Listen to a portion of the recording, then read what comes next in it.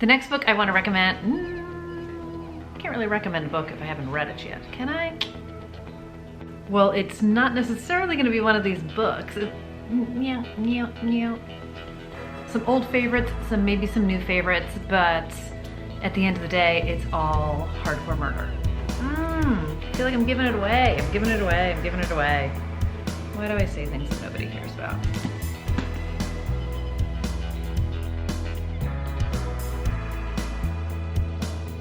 Hi everybody, it's Audrey and welcome back to Chapter and Converse. Today's video is going to be another book recommendations video, and we're staying slightly on the thriller train, but we are going to make a hard left into serial killerville.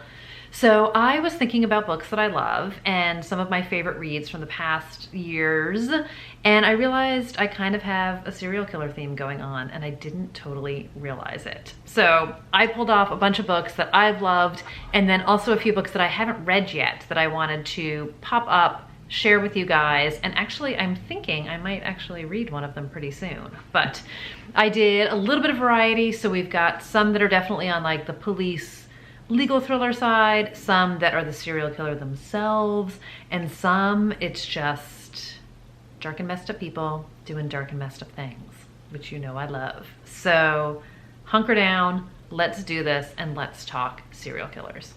The first book I want to talk about is one of my favorite books from 2019 by one of my new favorite authors, and it's Jar of Hearts by Jennifer Hillier.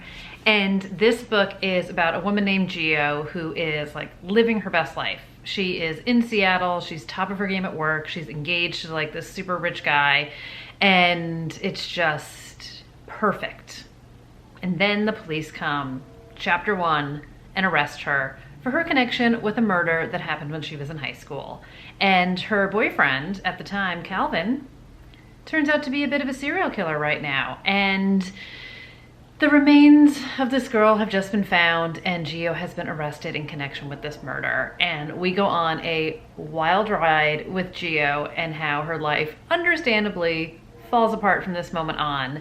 And these secrets that she has kept buried since she was in high school, and this man that she has protected, it all just comes out in all the best ways. This is dark, twisted, it goes there. There are some uncomfortable scenes. There's some prison stuff happening in here. It is unlikable people doing unlikable things. One of my favorite things ever. Total serial killer themes. This is my first Jennifer Hillier book that I had read. I read her newest one, which I love. I just picked up her first book, Creep, which apparently also has serial killer vibes in it. So I cannot wait to continue down the hole with her, but this is a great place to start. Another one of my favorite books from last year, again, what it says about me, is My Lovely Wife by Samantha Downing. And this is a book about a married couple who have 2 teenage children. They're also living a semi-good life, but their marriage is getting a little bit dry, apparently, and they spice it up by killing people. So the husband finds them, the wife does them in, and this is a story of that twisted marriage. And this was such a great read. So I had talked about this 100 years ago when I did my review. This is for some reason pitched as Dexter meets Mrs. and Mrs. Smith, Mr. and Mrs. Smith, but it is not action-packed. I loved that movie, Mr. and Mrs. Smith, but it is not like high-octane action-packed, but it is page-turning, engaging. I thoroughly liked it. This is definitely a family drama marriage story with murder on the side. So you again have understandably unlikable people doing unlikable things. But I really enjoyed this book. I thought it was, like I said, really well done. It had me flipping pages. I needed to know how it was going to end. Instant fan of Samantha Downing. I have also picked up her newest book. This is sort of a different kind of serial killer twist on a book, but I would highly recommend it. I just thought it was a great ride. We see this through the husband's perspective, and again, we've got secrets, understandable darkness, and it had me guessing for quite a bit, and I really enjoyed it. The next book is an oldie but a goodie, and it is Alifair Burke's Dead Connection. And this is her first Ellie Hatcher book, which is a series that she did, but I think like the fourth book she wrote. And I love Ellie, but if you are like a freaked out, I don't want to read a series kind of a person, it's fine. You can just read this one and then walk away from it all. but I feel like maybe you're gonna wanna read more because Ellie's amazing. Ellie is a New York City police officer, and she winds up getting assigned to go undercover on a case where we have a serial killer who is targeting women on a dating app. So this book is definitely super heavy on the police investigation, obviously, because she's a cop. We have her partner, we have the entire investigation. But what I love about Alifair Burke, and you guys know I love her because I did an entire flippin' video talking about how much I love her, is she weaves in the procedural part of things, but then you also get some personal life, and you get some levity, and you get some dark, messed up crimes that are happening. You really can feel the atmosphere. You can see it all. Like, I just think she's such a great writer. I think she paints such a great picture. I love the dialogue. I love the characters. It is people with darkness and secrets and things that are weighing them down, but it's just so well done. So I really enjoyed these books. I think you can't go wrong with any Alifair Burke, but this is the one that deals with serial killers, so that's what we're here to talk about. This is the one you need to be reading. But I think it's great. Again, this came out a while ago, but you can obviously still snag it somewhere, and I would, because it's a great one. The next book is one I actually haven't read yet, and it was part of a big old book outlet haul I did a while ago, and it's called Find You in the Dark by Nathan Ripley. So this book came out a couple years ago, and this is yet another twist on the serial killer. And in this one, we have a man named Martin, and unclear why, because it's a thriller, but he basically buys serial killer files illegally. And his hobby, kind of like in My Lovely Wife, they've got a hobby.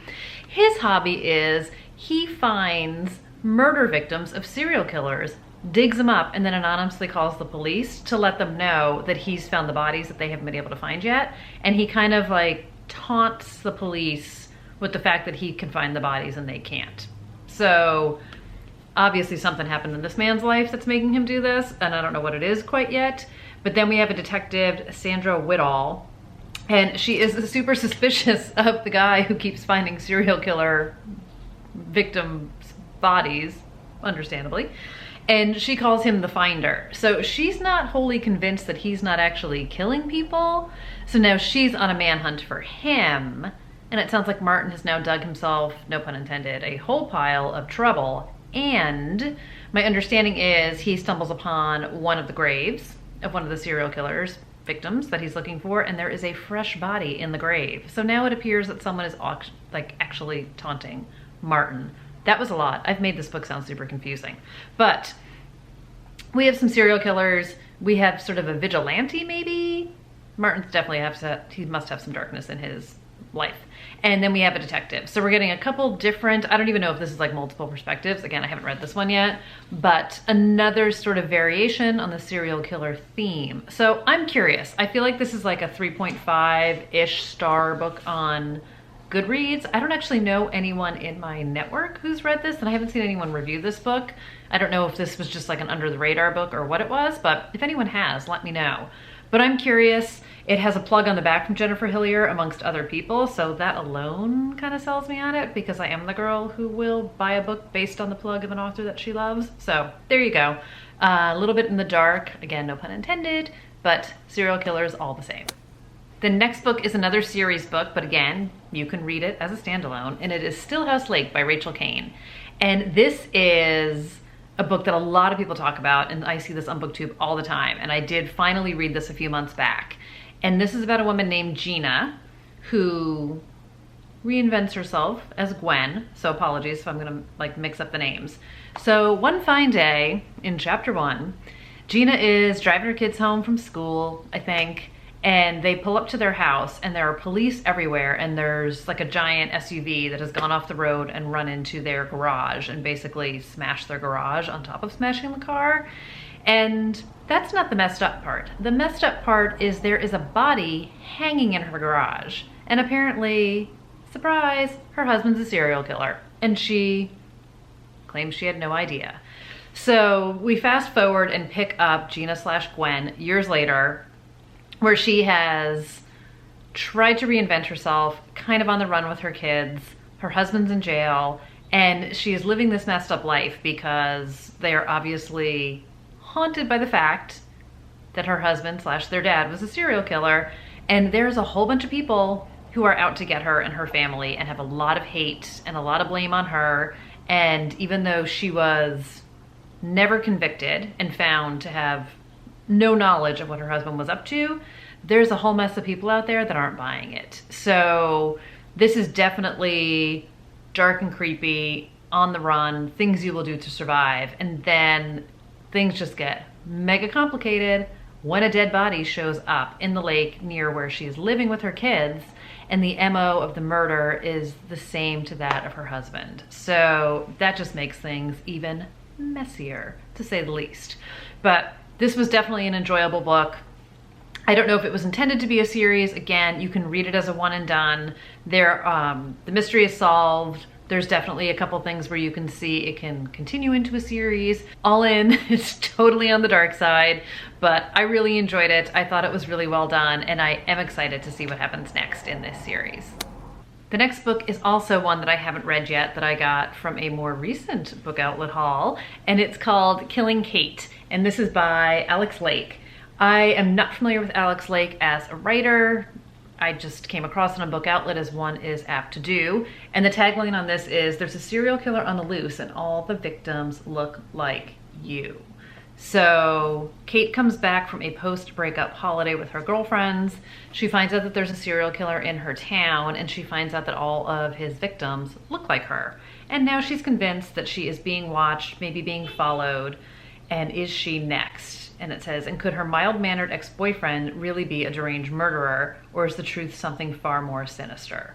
So I'm actually thinking I might read this one relatively soon, because when I was going through and picking out books for this video, I was like, ugh, this was so intriguing to me when I obviously bought it, and now I kind of feel like I want to read it, so I might actually give this one a go. But I just love the sound of it. This is, it says fast-paced, highly suspenseful. This is another one that I'm not hearing anybody talk about, so I never know if that's for better or for worse, but it's giving me a little bit of the vibes of The Likeness by Tana French, which I haven't read yet, but that's another one where in that book it's a police detective and a woman's body is found and it looks exactly like her, and it becomes creepy. So give me some creep factor. And another book that I absolutely adored and that freaked me out. This is one of those books that gave me bad dreams and completely scared me, and it's 13 by Steve Kavanaugh. And this was such a fantastic random find. I got this a while back on a book depository haul. It was like weirdly recommended, came up on the website. I didn't even know it existed. I couldn't be happier that I found it. And if you can't read the tagline on this, it says, the serial killer isn't on trial, he's on the jury. And this book is messed up. So this is actually the 4th book in a series. Everyone I know who read this, myself included, had no clue that this was part of a series, and you can jump right in here. So I actually now have the first 2 books in the series. I haven't picked them up yet. It doesn't matter. Just go to this one. And it is about a lawyer named Eddie Flynn who winds up getting pulled into a case for an actor who is accused of murder. And this takes place present day, New York City, and he is accused of killing his, I don't know if it's his wife or his girlfriend, and his bodyguard, who are found sort of naked and together, like maybe they were having an affair and the actor went crazy and killed them both. And he swears he didn't do it. And we get to see things from Eddie's perspective, and then we get to see things from the serial killer's perspective. And this serial killer is doing everything he can to get himself onto the jury to make sure that this guy winds up getting convicted. The actor gets convicted for the murder. And this serial killer is probably one of the creepiest, scariest, freakiest characters I have read in quite a long time. And this book was fast-paced and page-turny, and I didn't know where it was going, and it was like cringe, like reading through my fingers, freaked me out kind of stuff. You talk about messed up people doing messed up things. And I would say maybe like the first part of this is sort of leading up to the trial, but this is definitely very courtroom heavy, very trial heavy. If that's not your thing, I ask you to look the other way and read it anyway because it's really well done and really well worth it. I talked about this when I did my review on this too. I used to be like hardcore Grisham, Richard North Patterson, like Linda Fairstein, throw me into a courtroom, let me read these books, trial, jury, all of it. And I just sort of got away from that stuff over the years.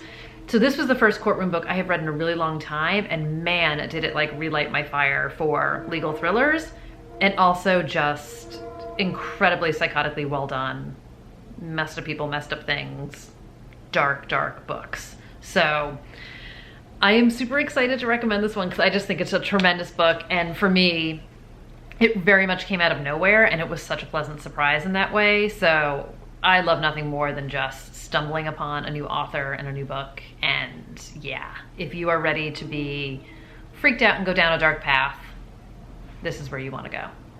The next book is another book that I haven't read yet, and the last book I haven't read that I'm going to recommend to you guys, and it is The Diviners by Libba Bray. And I got this at a library sale last year, and I will be honest, the fact that it's like 550 pages or something has just basically scared me to death, and it's why I haven't read it yet. But since we are home for the conceivable future and I don't have the excuse of having to lug this on the train with me every day, I almost feel like I should start to chip away at this book. And I didn't realize that it had serial killer vibes to it until I started to, again, put this video list together. And this book is, it takes place in the 20s, so it's like historical, I think it's sci-fi, supernatural, YA, horror, magical elements to it. Like there's a whole bunch of different stuff going on in this book, and a serial killer. And this is, again, it's about a girl in 1926, and she winds up getting shipped off to New York City and has to go live with her uncle. And it says that she worries that he's going to discover her darkest secret, and she has some supernatural powers that have only brought her trouble so far. So here's the serial killer part. It says, when the police find a murdered girl branded with a cryptic symbol, and Will, her uncle, is called to the scene, Evie realizes her gift could help catch a serial killer. So I have heard so many great things about this book. This is another first in a series, so don't come for me. A lot of these books just wind up being series. But I've heard great things about this. I have heard people who love it, live for it. It is everything. I've heard people who are like so-so about it.